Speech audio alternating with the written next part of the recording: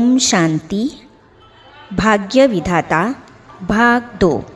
इस पुस्तक में आज हम पढ़ेंगे ग्लानि छोड़ नियमों की सराहना। इस विषय पर ब्रह्मा कुमार ओम प्रकाश भाई जी अपने अनुभव सुनाते हैं। चलिए आज हम इसे पढ़ते हैं। हमारे कार्यालय में चाय पार्टी बहुत होती थी। जब मुझे बाबा के द्वारा यह जानकारी मिली कि अन्न का मन पर गहरा प्रभाव पड़ता है, तो मैंने योग युक्त भोजन खाने का पक्का प्रण कर लिया।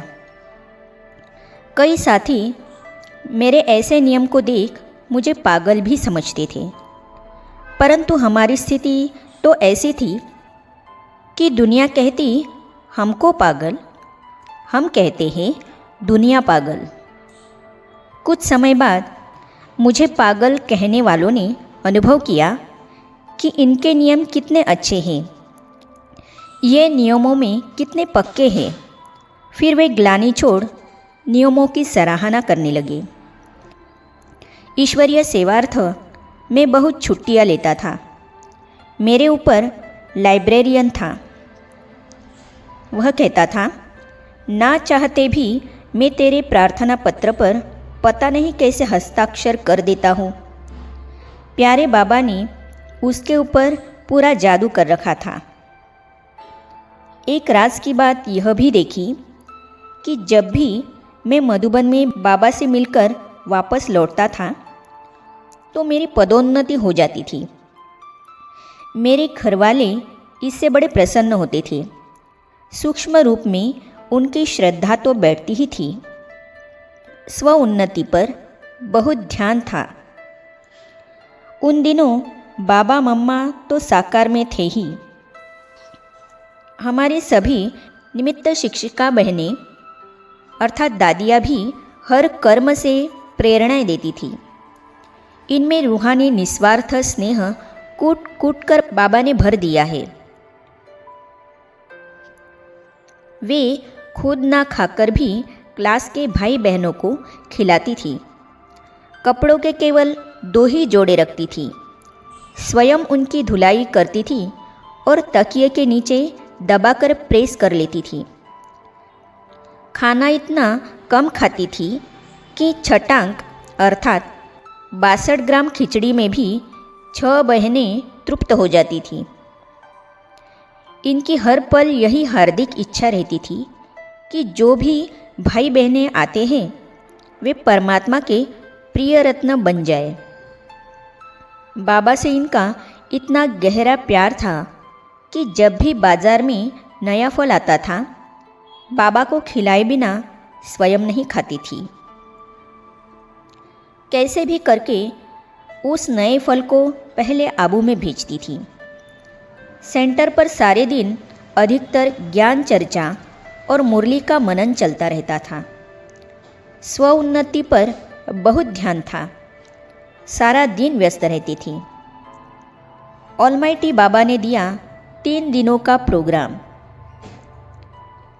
मैं कपड़े बांधकर घर से खाना ले आता था और उसमें थोड़ा सा यज्ञ का खाना मिलाकर उसे प्रसाद मानकर खा लेता था। जीवन में सादगी थी। रूहानी प्रेम की अनुभूति हर पल होती थी। साधना तीव्र थी। खुशी और संतुष्टि का तो कोई पार नहीं था। उन दिनों शिव बाबा को ऑलमाइटी बाबा कहती थी। ऑलमाइटी बाबा की तरफ से भिन्न भिन्न प्रकार के पुरुषार्थ के लिए प्रोग्राम आते थे। खास एक प्रोग्राम आया जिसमें मेरा, जगदीश भाई अर्थात पूर्व प्रधान संपादक ज्ञानामृत का और दुर्गा कुमार भाई का नाम शामिल था। हमें आज्ञा मिली 3 दिनों तक घर में बिल्कुल नहीं जाना, पूर्ण मौन में रहना और केवल फलाहार करना है तथा सारा दिन आत्मानुभूति, ईश्वरानुभूति और परमधाम का अनुभव करना है।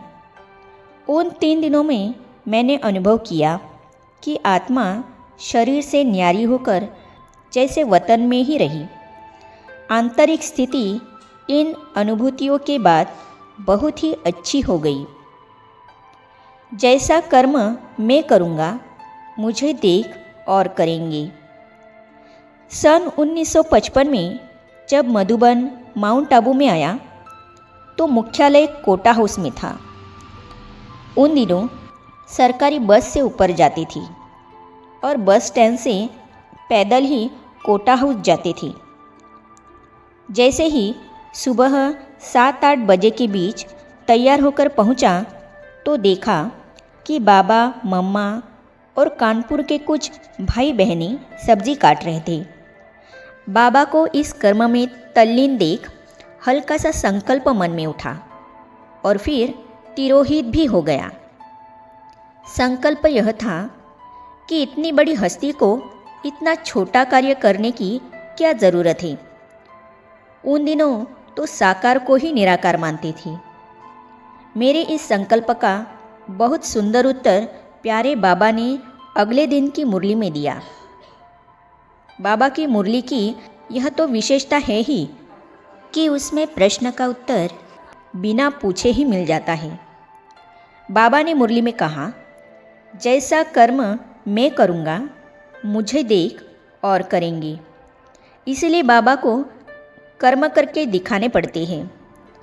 इस उत्तर से मैं समझ गया कि ऊंचे से ऊंचे परमात्मा और उनके माध्यम ब्रह्मा बाबा को कर्मों द्वारा सबको प्रेरित करना है। यही तो उनकी सर्वोच्च निरहंकारिता है। चुंबकीय आकर्षण। जब बाबा मम्मा सब्जी काट रहे थे, मैं उसी समय बाबा की दृष्टि के सामने पहुंचा। एक चुंबकीय आकर्षण में खींचकर बाबा की गोद में चला गया। बाबा का शरीर हड्डी मांस का तो था ही नहीं, वह तो साक्षात फरिश्ते जैसा था। मेरे अंदर से निकला, पाना था सो पा लिया। मेरा मन इतने सुख से भर गया जिसका वर्णन शब्दों में असंभव है। इसके बाद मम्मा की भी गोद ली। मम्मा ने कहा, बच्चे आप कमज़ोर दिखाई देते हो। और भोली दादी को कहा, इसे एक छटांक मक्खन रोज़ खिलाओ। अपने अनुभव में ब्रह्मा कुमार ओम प्रकाश भाई जी आगे कहते हैं, पिताजी की सहर्ष स्वीकृति। तो इसे हम पढ़ेंगे अगली कड़ी में। तो ये जानने और पढ़ने के लिए इस चैनल को सब्सक्राइब करने के साथ ही साइड में जो बेल आइकॉन है उसे भी क्लिक कीजिए, ताकि आने वाली सभी वीडियो और अब तक की सारी वीडियो आप तक पहुंचती रहेगी। ओम शांति। पाना था जो पा लिया, कुछ भी रहा न पाना। पाना था जो पा लिया, कुछ भी रहा न